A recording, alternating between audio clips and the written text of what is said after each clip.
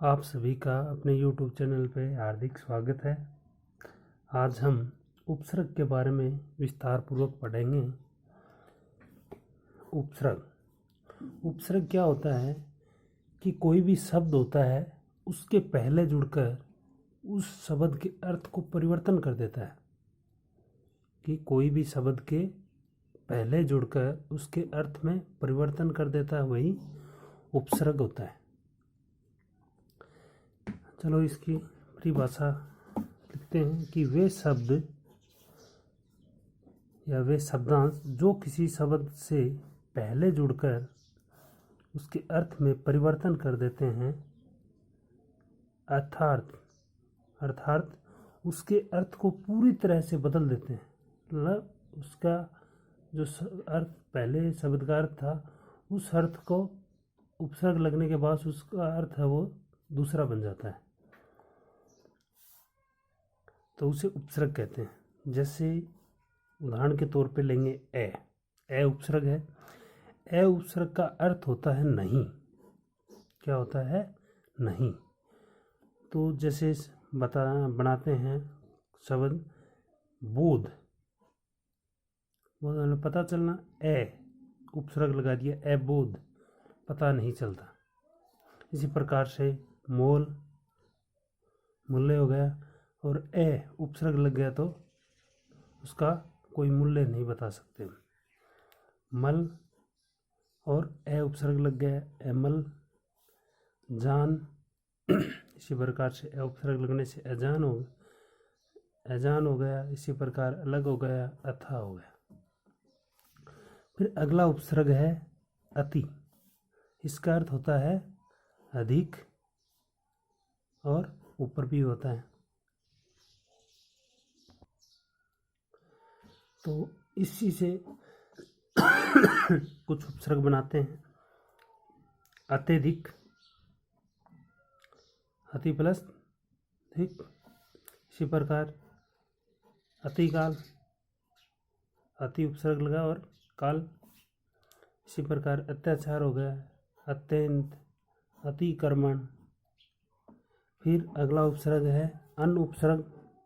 इसका अर्थ नहीं होता है। तो ये मोल शब्द है, मोल के अन उपसर्ग लगाए, अनमोल हो गए।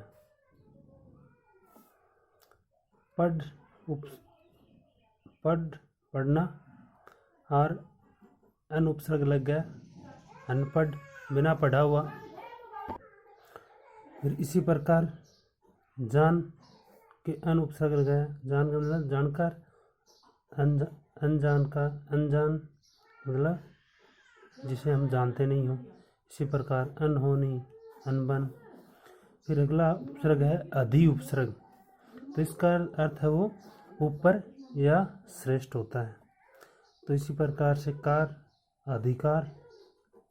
इसी प्रकार करण, अधिकरण, अध्यक्ष, अधिपति, अध्यात्म। ठीक है। अगला उपसर्ग है अनुपसर्ग कि इसका अर्थ होता है कर्म। कर्म के अनुसार समानता भी होता है, समान, पीछे। तो जैसे ए प्लस नहीं, अनु प्लस जय, अनुज। इसी प्रकार शासन और शासन के अनुपसर्ग लगाया, अनुशासन। इसी प्रकार अनुवाद, अनुपात, अनुकूल। अब अगला है अप उपसर्ग। इसका अर्थ होता बुरा, हीनता, अभाव मतलब कमी, लघुता। अब मान, जैसे मान सम्मान, तो इसके अप उपसर्ग लग गया, अपमान, बेइज्जती। इसी प्रकार हरण, और इसके अप उपसर्ग लगा अपहरण। इसी प्रकार शब्द, इसके अब उपसर्ग लगा तो अपशब्द हो गया। इसी प्रकार अपराध, अपवाद आदि हो गए। अब अगला उपसर्ग है वो है औ उपसर्ग, इसका अर्थ होता है नीचे, हीनता, अनादर, पतन।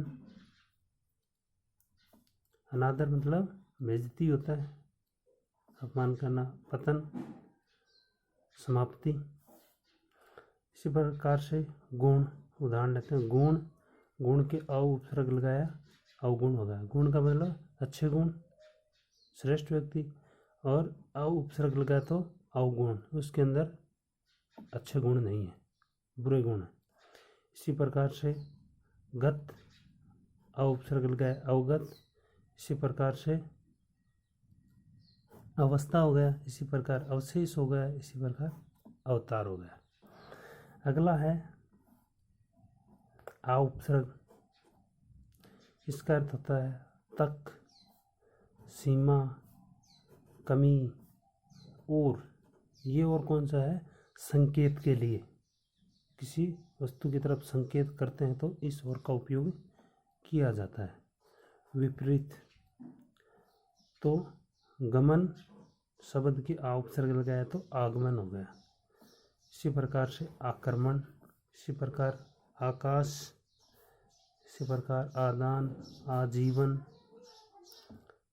ठीक है। अगला है उप उपसर्ग। इसमें क्या है? इसका अर्थ है छोटा और निकटता। निकटता मतलब पास में। जैसे वन, वन के उप उपसर्ग लगाए तो उपवन हो गया, कि वन तो बहुत बड़ा होता है और उपवन बगीचा छोटा ही होता है। वन मतलब वन जंगल से तो छोटा ही होता है। इसी प्रकार से कार और उप उपसर्ग लगाया उपकार। इसी प्रकार उपदेश, उपमंत्री, उपनाम, उपासना आदि। अब अगला उपसर्ग है कु। इसका अर्थ होता है बुराई, हीनता। तो जैसे कर्म शब्द है, इसके कु उपसर्ग लगाया कुक्रम, खराब कार्य। इसी प्रकार से पात्र और कु उपसर्ग लगाया कुपात्र। इसी प्रकार से मार्ग, कु उपसर्ग लगाया कुमार्ग। इसी प्रकार कुगढ़ी, कुसंग, कुरूप। फिर अगला है दु उपसर्ग। इसका अर्थ है बुरा या हीन होता है। जैसे दुबला, दुकाल आदि, क्योंकि दु पे उपसर्ग कम ही मिलते हैं, दुर पे ज़्यादा मिलते हैं, दुर या दुस पे। अगला है दुर या फिर दुस। इसका अर्थ बुरा, कठिन भी होता है, दुष्ट और हीन। जैसे उदाहरण के तौर पे लेते हैं दुर प्लस लब, दुर्लभ हो गया। इसी प्रकार दुर्जन, दुर प्लस जन। इसमें र क्या होता है? आधा होता है, हलन द और शह वो आधा होता है। फिर इसी प्रकार से दूर प्लस आचार, दुराचार हो गया। इसी प्रकार से दुर्योग हो गया, दुर्दशा, दुष्कर्म। अब देखिए इसमें दुस उपसर्ग है, दुस प्लस कर्म, वही दुष्कर्म, गलत कार्य। इसी प्रकार से इसमें दुर्गम। अगला है निरुपसर्ग। इसमें इसका अर्थ है बाहर, निषेध, प्रतिबंध रहित, मुक्त। जैसे निर्गुण, निर्प्लस गुण, निरपराध, निर्मल, निर्जन हो गया, निराकरण आदि। अब अगला उपसर्ग है वो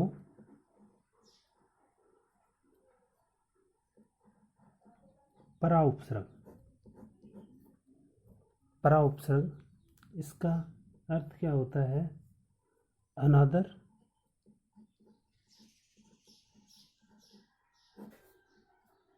उल्टा,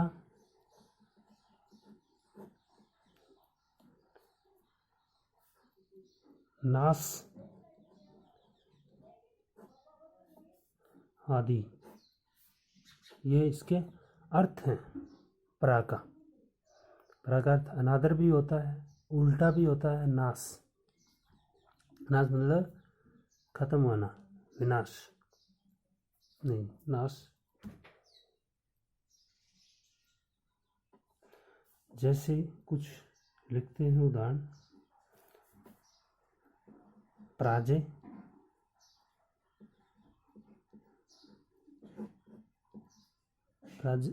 प्रा प्लस अजय। यहाँ क्या है, अजय जीतना, और प्रा उपसर्ग लग गया तो पराजय मतलब हारना। इसी प्रकार से पराक्रम हो गया, पराक्रम, परामर्श, परामर्श, पराभूत,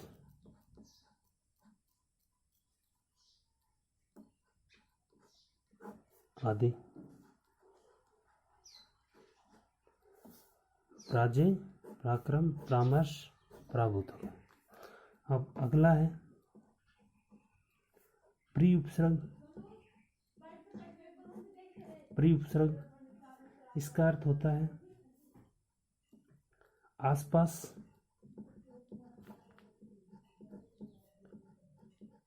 आसपास, पूर्ण, कोई भी काम पूरा हो, चारों ओर, हमारे चारों ओर कोई भी हो, चारों ओर, त्याग, सभी इसके प्री के अर्थ हैं। जैसे उदाहरण के तौर पे लेंगे,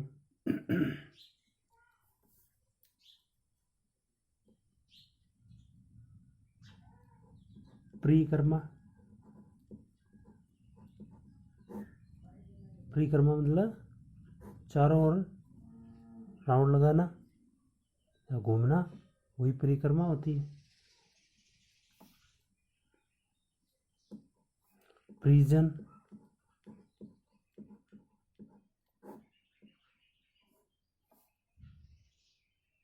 घर के सारे लोग।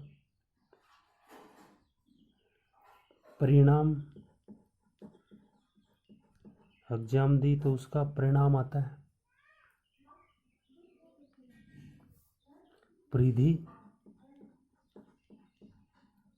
ये भी चारों ओर होती है।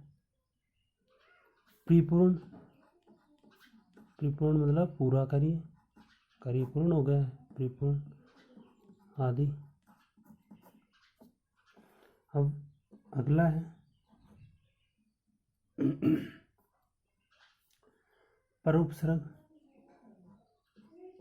परोपसर्ग, इसका अर्थ अधिक। परोपसर्ग का अर्थ अधिक, आगे, ऊपर। परोपसर्ग का अर्थ क्या है, अधिक भी होता है, आगे और ऊपर भी होता है। तो इससे कुछ शब्द बनाते हैं, जैसे प्रचार, प्रचार हो गया, प्रवीण हो गया, प्रभु हो गया, प्रगति हो गया,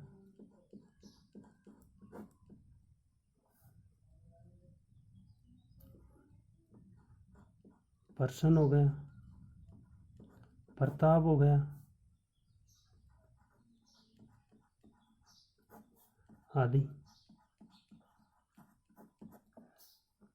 प्रचार, प्रवीण, प्रभु, प्रगति, प्रसन्न, प्रताप। इसी प्रकार से अगला है प्रति उपसर्ग, प्रति उपसर्ग इसका अर्थ होता है हर, मतलब हर, प्रत्येक। तो हर का अर्थ क्या होता है? प्रत्येक। तो इसी प्रकार से कुछ शब्द लिखते हैं हम। प्रत्येक,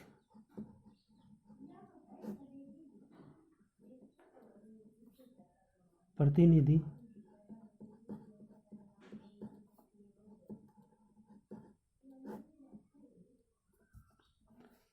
प्रतिदान, प्रतिदान, प्रत्यक्ष,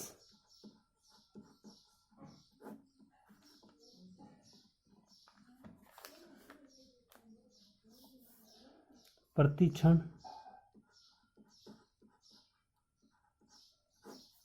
आदि की बताया। प्रत्येक, प्रतिनिधि, प्रतिदान, प्रत्यक्ष और प्रतिक्षण।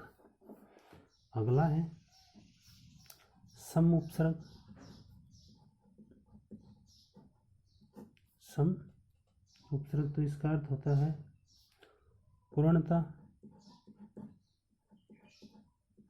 पूरा। जैसे कुछ शब्द बनाते हैं हम।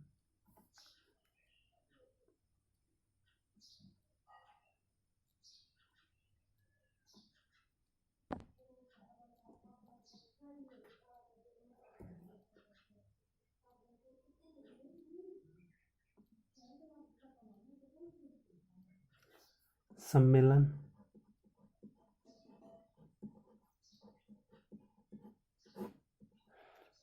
मैं क्या है? आधा है, आधा में ही आता हमेशा। सम्मेलन, सम्मुख, संग्राम,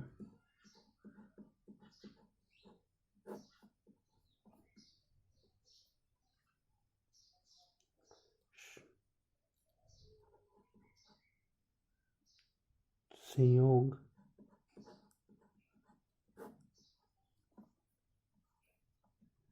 संकल्प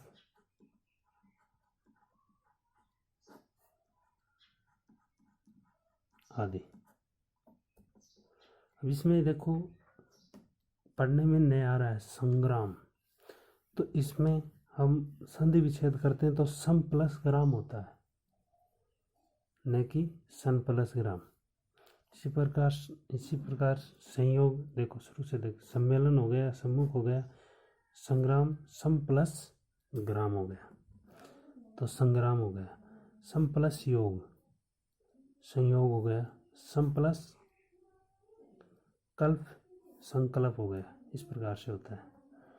अब अगला है सु उपसर्ग। इसका अर्थ होता है सुखी, सुखी या फिर अच्छा भाव, अच्छा भाव, सुंदर।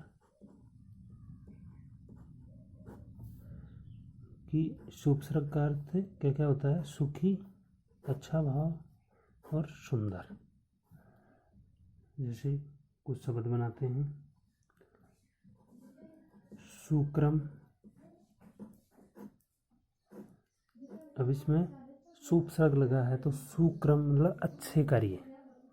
कुक्रम तो गलत कार्य, कु उपसर्ग लगा था उसमें। इसी प्रकार से सुगंध, सुगंध,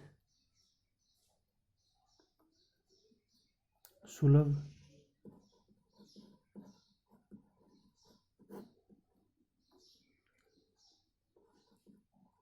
स्वागत,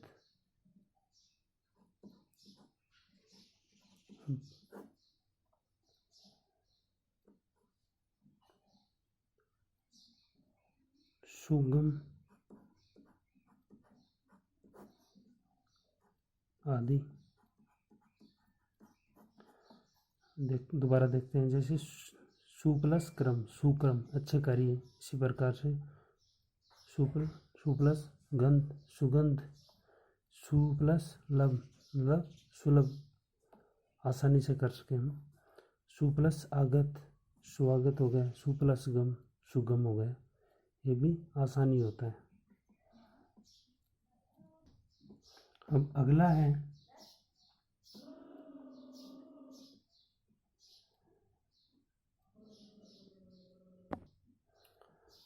भर उपसर्ग।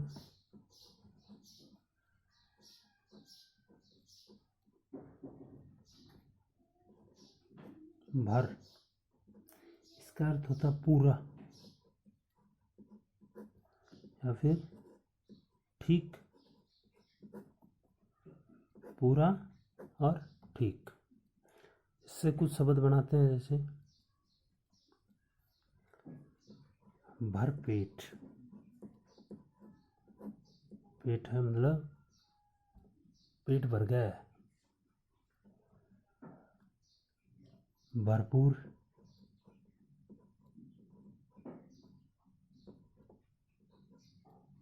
भरपूर मात्रा में। भर दिन, पूरे दिन।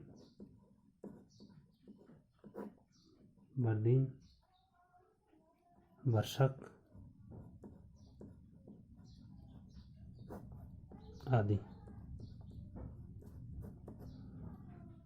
तो ये आज हमारे उपसर्ग हैं वो पूरे हुए, और मैं आशा करता हूँ सभी को अच्छे से समझ में आया होगा। और सभी से एक मेरी रिक्वेस्ट है कि प्लीज़ आप हमारे चैनल को सब्सक्राइब, लाइक और अपने दोस्तों को शेयर करें, ताकि हमें भी पता चले कि आप हमारे इस चैनल को आप सपोर्ट करते हो और लाइक करते हो। उससे हमें क्या है, थोड़ा सा उत्साह मिलता है, ताकि हम आपके लिए आगे और भी वीडियो लेके आएँ। तो आप सभी का फिर से एक बार बहुत बहुत धन्यवाद।